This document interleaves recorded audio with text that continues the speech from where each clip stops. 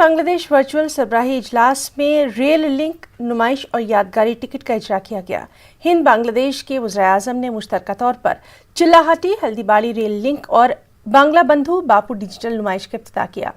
दोनों ने शेख मुजीबुर रहमान का यादगारी टिकट भी जारी किया। इस इजलास के दौरान दोनों लीडर बाहमी मुद्दों पर तबादला ख्याल करेंगे। इस मौके पर वज़ीर-ए-आज़म नरेंद्र मोदी ने कहा कि कोरोना के दौरान हिंद बांग्लादेश का अच्छा ताउन रहा है।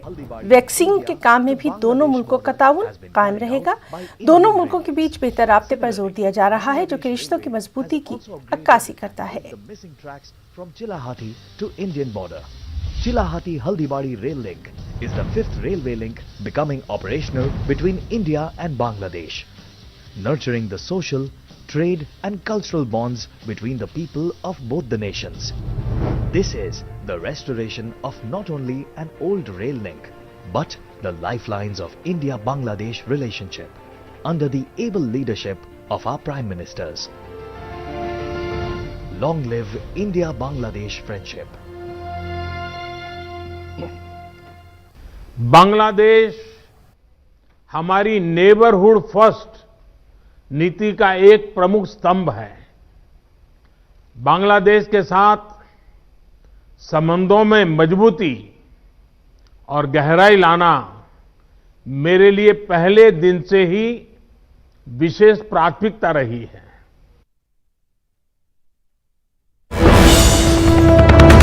और इस वक्त की बेहद अहम खबर, न्यूज 18 उर्दू पर हाजियों पर लटकी है जुर्माने की तलवार। साल 2019 में हज पर जाने वालों को जुर्माना अदा करना होगा। साल 2019 में हज पर जाने वालों को जुर्माना अदा करना पड़ सकता है। 10,000 रुपए जुर्माना अदा करना पड़ेगा। तो बेहद अहम खबर, हाजियों पर लटकी है जुर्माने की तलवार। साल 2019 में हज पर जाने वालों को जुर्माना अदा करना होगा। 10,000 रुपए जुर्माना अदा करना पड़ सकता है। आपको बताएं कि हाजियों के लिए इनकम टैक्स रिटर्न 31 दिसंबर तक फाइल करना जरूरी है। बेहद अहम खबर, बैरून मुल्क दौरे पर 2 लाख रुपए से ज्यादा खर्च करने वालों को फाइनेंस एक्ट 2019 के तहत इनकम टैक्स रिटर्न्स फाइल करना जरूरी है। हाजियों की जांच पड़ताल की हिदायत दी गई है। मरकजी वजारत अक़लियती उमूर ने वजारत फाइनेंस को इस सिलसिले में एक खत लिखा है। तो इस वक्त की अहम खबर, हाजियों पर लटकी है जुर्माने की तलवार। 2019 में हज पर जाने वालों को जुर्माना अदा करना होगा। 10,000 रुपए जुर्माना अदा करना पड़ेगा। 31 दिसंबर तक इनकम टैक्स रिटर्न्स भरना लाजमी है। तो 2 लाख रुपए से ज्यादा खर्च करने बैरून मुल्क दौरे पर जो लोग गए हैं उनको ये जुर्माना अदा करना पड़ सकता है।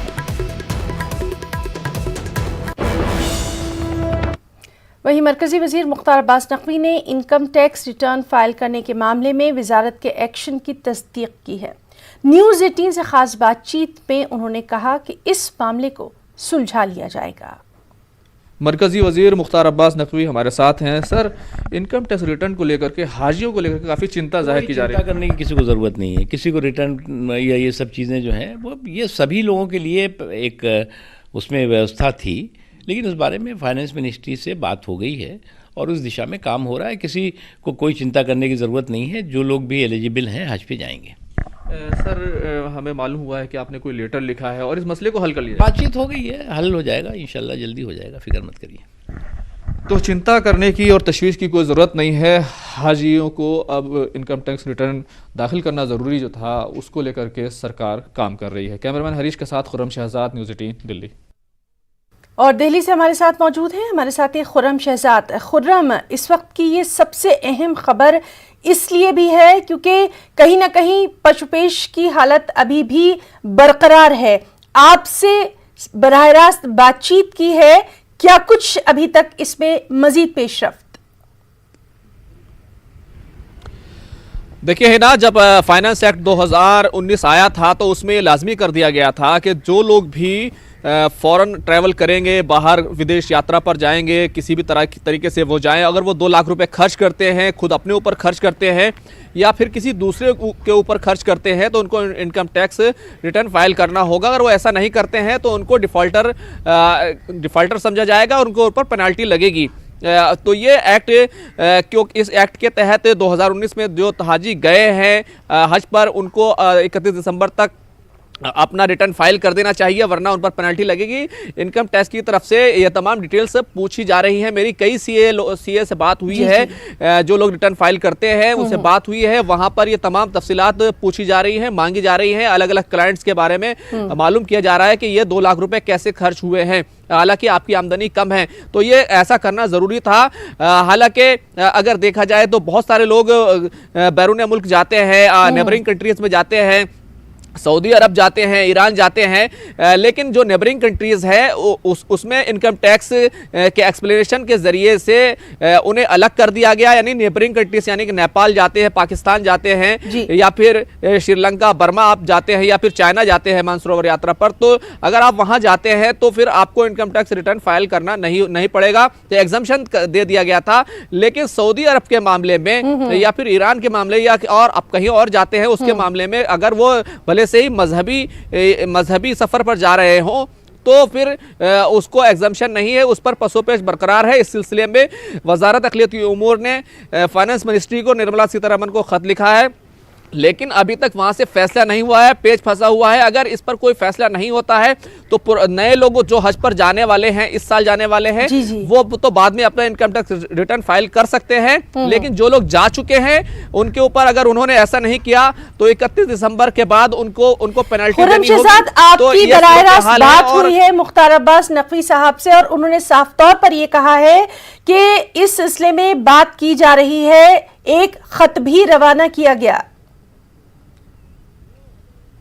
बिल्कुल, वो खत की कापी न्यूज़ 18 के पास मौजूद है और मोहतरम वजीर ने ये ज़रूर कहा है कि हमने बातचीत कर रहे हैं और इस मसले को हल कर लिया जाएगा। तमाम हाजियों को जो परेशानी होती है उससे बचाया ज़रूर जाएगा, लेकिन अभी फैसला नहीं हुआ है और ये फैसला फाइनेंस मिनिस्ट्री को लेना है। देखना ये होगा कि क्या वाकई जिस तरीके से तमाम दूसरी रिलीजियस जो सफ़र हैं, उन यात्राएं हैं, मजहबी यात्रा हैं, उनको जिस तरह से एग्जम्पशन दिया गया है, क्या इस तरीके से ईरान जाने वालों को या फिर सऊदी अरब जाने वालों को या किसी और मुल्क जाने वालों को जो मजहबी सफर पर जा रहे हैं उनको एग्जम्पशन मिलेगा?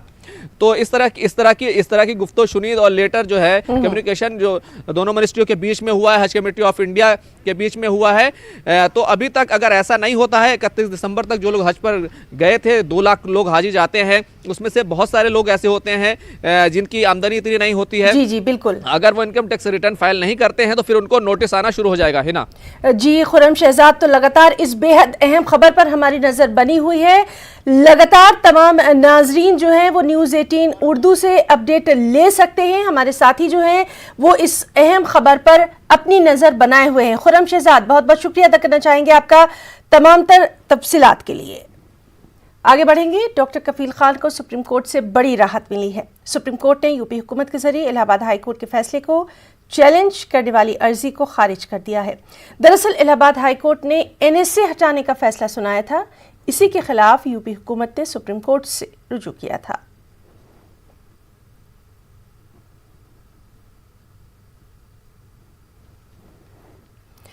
ज़रूरी क़वानीन के खिलाफ किसानों का एहतजाज जारी है। किसानों और मरकज़ को बातचीत की मेज़ पर लाने की कोशिशें भी जारी हैं। इस मामले पर सुप्रीम कोर्ट में आज भी समाअत हो रही है। समाअत के दौरान CJI ने कहा कि एहतजाज का मकसद होता है। CJI के मुताबिक हुकूमत और किसानों के बीच बातचीत होनी चाहिए, इसलिए अदालत कमेटी तश्कील देने के बारे में गौर फिक्र कर रही है ताकि किसी शहरी की हक तलफी और तशद्दुद न हो। अदालत ने मजीद कहा कि वो आज़ादाना और गैर जानिबदाराना कमेटी बनाने पर गौर ख़ौस कर रही है, फ़रीक़ैन उसे अपने मौक़िफ़ से वाकिफ़ करा सकें। अदालत ने मजीद किसान किसी शहर को इस तरह से बंद नहीं कर सकते हैं। अदालत में अटॉर्नी जनरल के वेणुगोपाल ने कहा कि एहतजाज के दौरान कोरोना गाइडलाइन पर अमल दरामद नहीं किया गया। वबा के दौरान ऐसी सूरत हाल तशवीशनाक है। किसान गांव जाएंगे तो वहां बीमारी फैलाएंगे। किसान दूसरों के बुनियादी हुकूक की खिलाफ वर्जी नहीं कर सकते। वजीर कानून रविशंकर प्रसाद ने कहा कि इस कानून से किसानों का फायदा होगा। हमने बार बार कहा है कि मंडी समाप्त नहीं होगी, एमएसपी चलेगा, लेकिन किसान अगर मंडी के बाहर अपने उपज को बेचना चाहता है, उसमें दिक्कत क्यों होनी चाहिए? तो ये नए अवसर क्यों नहीं मिलने चाहिए? हम कहां कहते हैं कि आप मंडी में न जाओ, लेकिन अगर कोई किसान चाहता है कि हम मंडी के बाहर भी अपनी फसल के लिए अवसर तलाशना चाहते हैं, उस पर बंधन क्यों होना चाहिए? वजारत दाखिला ने अहम फैसला करते हुए खालिस्तानी तंजीमों और NGOs पर सख्ती बरतने का फैसला लिया है। गैर मुल्की फंडिंग और दहशतगर्दाना सरगर्मियों पर नजर रखने के लिए एक टीम तश्कील दी गई है। ज़राए के मुताबिक मरकजी जांच एजेंसियों NIA, ED, CBI, FIU और मरकज की एक मीटिंग में अहम फैसला लिया गया और इनकम टैक्स डिपार्टमेंट को भी हिदायत दी गई कि खालिस्तानी ग्रुप पर नज़र रखी जाए। खबर के मुताबिक कश्मीर की तर्ज पर खालिस्तानी तंजीमों पर नज़र रखी जाएगी। वाज़ेह है कि किसानों के एहतजाज की हिमायत में इंग्लैंड, कनाडा, अमेरिका और दीगर ममालिक में बड़े पैमाने पर एहतजाज किया गया था। खालिस्तानी आतंकी संगठन सहित कई ऐसे आतंकी संगठन जो राजधानी दिल्ली, पंजाब सहित कई दूसरे राज्यों में भी पांव पसारने की कोशिश कर रहे हैं और विदेश से उसको फंड मुहैया कराया जा रहा है। ये महत्वपूर्ण जानकारी मिलने के बाद केंद्रीय गृह मंत्रालय में कुछ दिनों पहले काफ़ी महत्वपूर्ण बैठक हुई, जिसमें कि CBI, ED, NIA, FIU जैसे जो जांच एजेंसियां हैं, उन केंद्रीय जांच एजेंसियों के प्रमुख को बाकायदा बुलाया गया था। उनसे बाकायदा उनके प्रमुख से बातचीत की गई और उनसे भी बाकायदा उनको निर्देश दिया गया कि इस तरह के आतंकी संगठनों के खिलाफ ठोस कार्रवाई होनी चाहिए और लिहाजा इस मामले में विदेशी फंडिंग और उन आतंकी संगठनों के साथ में कनेक्शन को खंगालने का निर्देश दिया गया है। इस मामले में खालिस्तान की अगर बात करें, बब्बर खालसा की बात करें या इस तरह के जो कई आतंकी संगठन हैं जिसको फॉरेन से फंडिंग मिल रहा है, उस पर नकेल कसने की अब तैयारी की जा रही है और इसके लिए कई विशेष टीम का गठन किया गया है। इस मामले में कुछ ऐसे भी संपर्क सामने आ रहे हैं कि खालिस्तानी आतंकियों का ने जिस तरह से बाकायदा किसान संगठन के बीच में घुस करके कुछ लोगों को प्रभावित करने की कोशिश किया है और जो विदेश से फंड आ रहा है उससे बाकायदा यहाँ पे इम्प्लीमेंट कराया जा रहा है। लिहाजा इन तमाम मसलों की गंभीरता को देखते हुए ये तमाम जांच एजेंसियाँ काफ़ी एक्टिव हो गई हैं और जल्द ही इस मामले में एक बड़ी कार्रवाई को अंजाम देते हुए उन आतंकी संगठन और उसके विदेशी फंड के मसले पर एक ठोस और बड़ी कार्रवाई कर सकती है। वीडियो जर्नलिस्ट प्रकाश गुप्ता के साथ शंकर आनंद, न्यूज़ 18 दिल्ली। कोलकाता में JP नड्डा के दौरे के दौरान हुए तशद्दुद पर वबाल अभी थमा नहीं है। बयानबाजियों का दौर भी दौरा है। इल्ज़ाम और जवाबी इल्ज़ामात के बीच वज़ीर दाखिला अमित शाह 19 और 20 दिसंबर को कोलकाता का दौरा करेंगे। वज़ीर दाखिला के दौरे के पेश नज़र सिक्योरिटी एजेंसियां पूरी तरह से अलर्ट हैं। सिक्योरिटी के घेरों में जवानों की तादाद में इजाफा किया जाएगा। मरकजी और रियासती सिक्योरिटी एजेंसियों के जवान मुसलसल तैनात भी रहेंगे। वज़ीर दाखिला के गुजरने के रास्तों, रोड शो और इजलास के दौरान सिक्योरिटी के माकूल बंदोबस्त भी किए जा रहे हैं। साथ ही मकामी पुलिस को दौरे के दौरान चुस्त दुरुस्त करने की हिदायत भी जारी कर दी गई है।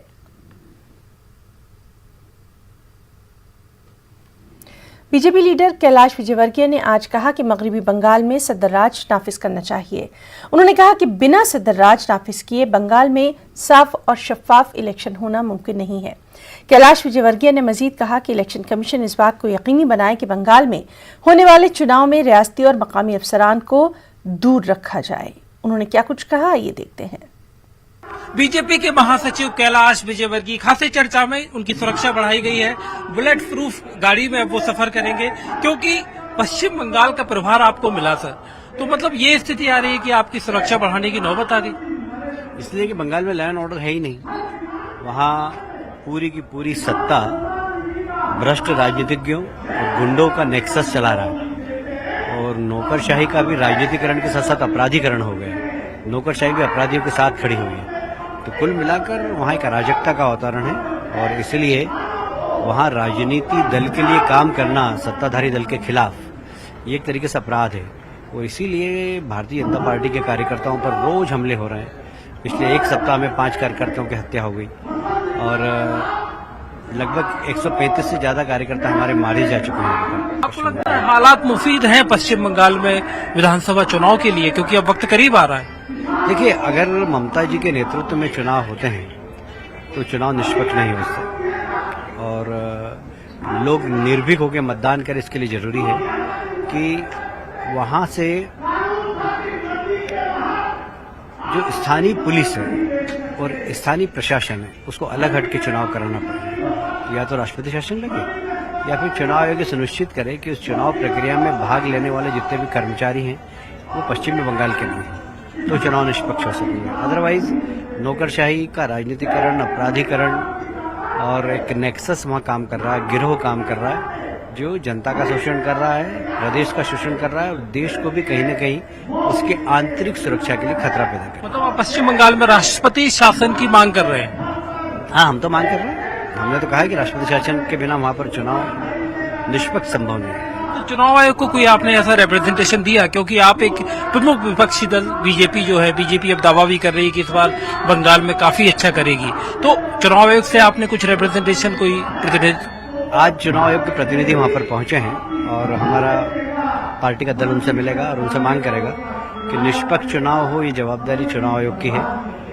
या तो यहाँ राष्ट्रपति शासन लगे तब निष्पक्ष चुनाव हो सकते हैं, या चुनाव आयोग इस बात की जिम्मेदारी ले कि हम स्थानीय शासन प्रशासन के बिना सहयोग के चुनाव कराएंगे। हम स्थानीय पुलिस नहीं लेंगे, हम स्थानीय राज्य के कर्मचारी नहीं लेंगे और हम चुनाव कराएंगे तो निष्पक्ष चुनाव हो सकते। ये कैलाश विजयवर्गीय जिनके ऊपर हमला हुआ था और जो कि फिलहाल कह रहे हैं कि मुझे भी गंभीर चोटें आई थी, और जो सीधे तौर पर पश्चिम बंगाल में राष्ट्रपति शासन की मांग कर रहे हैं विधानसभा चुनाव निष्पक्ष तरीके से कराने के लिए।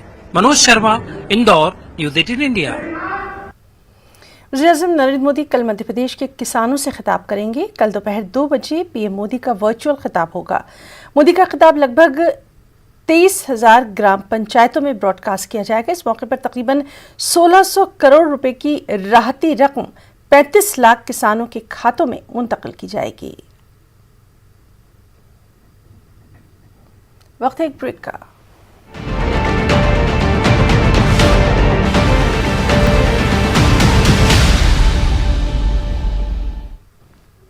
और ब्रेक के बाद आगे बढ़ेंगे। मुल्क में कोरोना के 24,010 नए मामलों की तस्दीक हुई है। इस तरह कोरोना के मजमूई मामले बढ़कर 9,56,558 हो गए हैं। वज़ारत सेहत और ख़ानदानी बहबूद की जानिब से जारी करदा आदाद-ओ-शुमार के मुताबिक पिछले 24 घंटों में 355 मरीजों की मौत हुई है। अब तक 1,44,451 अफराद की कोरोना से मौत हो चुकी है, जबकि एक दिन में 33,291 मरीज शिफायाब हुए।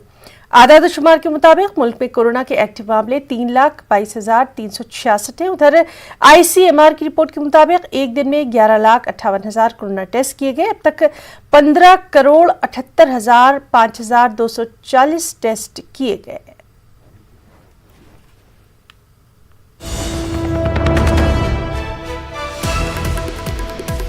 ऑस्ट्रेलिया इंडिया टेस्ट सीरीज के ताल्लुक से आपको अहम खबर दे दें। एडिलेड टेस्ट में बल्ले और गेंद के बीच सख्त मुकाबला देखने में आ रहा है। टीम इंडिया ने 3 विकेट के नुकसान पर 107 रन बनाए हैं। कप्तान कोहली और रेहाने क्रीज पर है। कोहली 39 रन पर नॉट आउट। तो ऑस्ट्रेलिया इंडिया टेस्ट सीरीज से मुतालिक बेहद अहम खबर। एडिलेड टेस्ट में बल्ले और गेंद के बीच सख्त मुकाबला देखने में आ रहा है। टीम इंडिया ने 3 विकेट के नुकसान पर 107 रन बनाए हैं। कप्तान कोहली और रेहाने क्रीज पर है। कोहली 39 रन पर नॉट आउट है।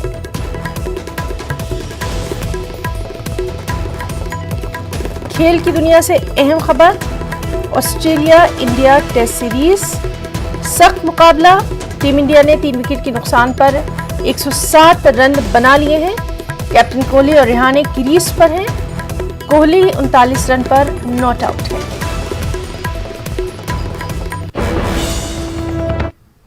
महाराष्ट्र मेडिकल काउंसिल ने डॉक्टरों के लिए अजीबोगरीब सर्कुलर जारी कर दिया। सर्कुलर के मुताबिक MBBS डॉक्टर, BA, MS, यूनानी या होम्योपैथी डॉक्टरों के साथ अगर उन्होंने काम किया तो उन्हें मुअत्तली का सामना करना पड़ सकता है। ऐसे डॉक्टर का सर्टिफिकेट भी मनसूख करने के लिए किसी तरह की कार्रवाई भी की जा सकती है।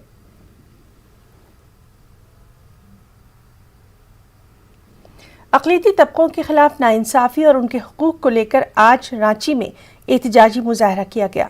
हज हाउस के बाहर ऑल मुस्लिम यूथ एसोसिएशन के ज़ेर एहतमाम मुनक़दा इस मुजाहरे के जरिए रियासती हुकूमत के नाम खत जारी करके अक़लियतों के साथ इंसाफ करने का मुतालबा किया गया।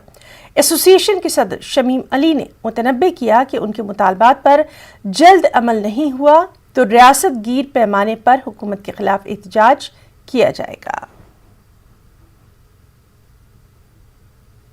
के साथ हो रहे उत्पीड़न, उनके धार्मिक स्थलों पर जो दावेदारी की जा रही है, असंवैधानिक कानून बनाया जा रहा है लव जिहाद के नाम पर या दूसरे कानूनों को जो बनाया जा रहा है, अल्पसंख्यकों के साथ जो भेदभाव हो रहा है, जो उपेक्षा हो रहे हैं, उन पर लगातार हमले हो रहे हैं, मॉब लिंचिंग किया जा रहा है, ऐसे सारे मामलों को लेकर आज हम लोग नेशनल माइनॉरिटी डे के एक रोज पूर्व जो है न्याय प्रदर्शन कार्यक्रम कर रहे हैं। और न्याय प्रदर्शन कार्यक्रम के माध्यम से हम लोग देश के सरकार जो है, केंद्र सरकार और झारखंड सरकार से हम लोग मांग कर रहे हैं कि अल्पसंख्यकों का उत्पीड़न, भेदभाव बंद कीजिए। साथ ही साथ हम लोगों ने झारखंड सरकार के नाम पर न्याय पत्र जारी किया है। न्याय पत्र के माध्यम से हम लोग 15 सूत्री मांग कर रहे हैं, जिसमें सुप्रीम कोर्ट के आदेशानुसार झारखंड में मॉब लिंचिंग कानून बनाया जाए। फेसबुक में, सोशल मीडिया में मुसलमानों के खिलाफ, अल्पसंख्यकों के खिलाफ जो है लगातार सोशल मीडिया में अभद्र भाषा का प्रयोग किया जाता है, उसको रोकने के लिए कानून बनाया जाए। हैदराबाद के नेहरू जूलॉजिकल पार्क को ISO सर्टिफिकेट हासिल हुआ है। तेलंगाना के वजीर जंगलात इंदिरा किरण रेड्डी ने सर्टिफिकेट हासिल करते हुए इस पर बेपनाह खुशी का इजहार किया। आपको बताएं कि हैदराबाद के चिड़ियाघर में सफेद मादा शेर ने 4 बच्चों को जन्म दिया है। मादा और बच्चों की सेहत बिल्कुल ठीक है। जू के हुकाम ने बताया कि जू में इंडियन गौर ने भी एक बच्चे को जन्म दिया। वज़ीर जंगलात ने शेर और इंडियन गौर के बच्चों की बेहतर से बेहतर निगहदाश्त करने की जू हुक्काम को हिदायत जारी कर दी है।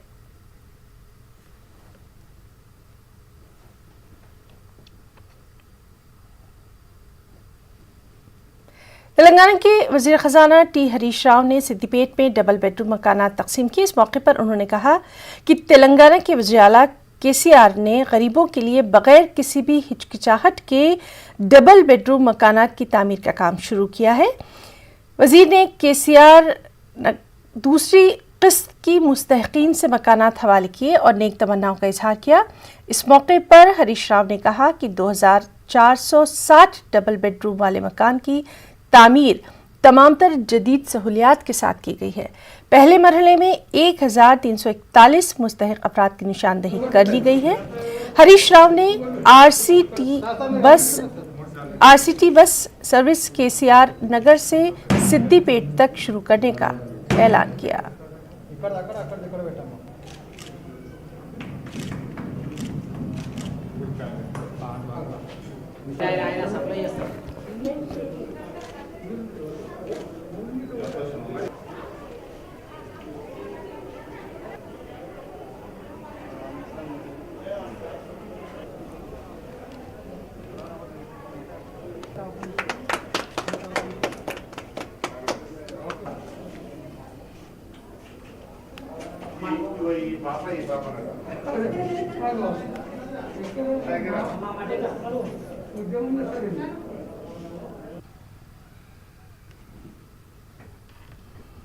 तेलंगाना के जिले कामारेड्डी में शादी का घर मातम में तब्दील होकर रह गया। शादी के लिए ट्रैक्टर के जरिए नहर से पानी लाने के दौरान आज सुबह ट्रैक्टर हादसे का शिकार हो गया। ट्रैक्टर सड़क से नीचे गिरकर उलट गया। इस हादसे में 3 लोगों की मौके पर मौत हो गई, 2 शदीद जख्मी हैं। यह हादसा जिले के बचकुंडा मंडल में आज सुबह की अवलिन सातों में पेश आया। मरने वालों की शिनाख्त तुलकाराम, साइलू, शंकर की हैसियत से की गई है। ये तमाम अफराद राजू की शादी के लिए नहर से पानी लाने के लिए ट्रैक्टर में जा रहे थे कि इसको चलाने वाले ने इस पर से अपना बैलेंस खो दिया। इत्तला मिलते ही पुलिस वहां पहुंची। इसने लाशों को पोस्टमार्टम के लिए भेजा और जख्मियों को अस्पताल मुंतकिल किया गया। पुलिस ने इस सिलसिले में मामला दर्ज करके तफ्तीश शुरू कर दी है।